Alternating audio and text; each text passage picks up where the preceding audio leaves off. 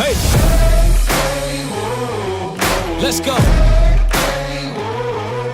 Bet if you could give all your riches just to say the word, would you risk it? These politicians so old, can't tell if the dead where they living. Said I'm at my prime.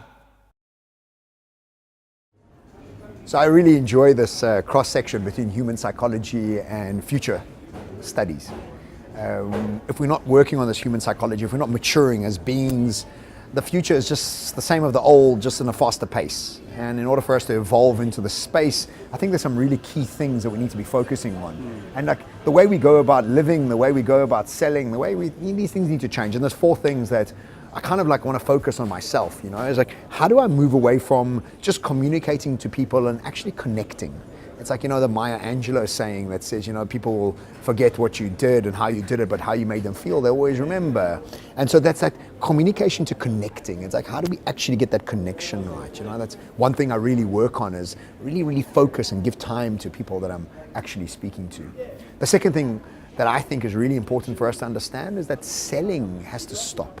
We have to reposition ourselves as these thought leaders, as these advisors, people that build trust over time in an elegant and cathedral way. You know, and that's really important. I think often people panic and they want to sell and they want to have sales, and that kind of just puts most people off in the sort of world that I live in. We've also got to stop moving. We've got to start moving from training to education. You see, training helps people understand how to do something. Education gets you to understand why you're doing it. And the people that are trained will always have a job, but the people that are educated will be their boss. And what we need to do is educate, and education takes longer. And I would wish that all organizations stop training their people, start educating their people. It's a very different energy, it's a very different way about going and doing things. And lastly, I think it's overdone, this idea of success being just material. You know, we're done with it. It's been in the sort of psyche of humankind for 200 years. We've got to move from success to significance. And what that really means is that by no means start wearing sandals and start eating lentils.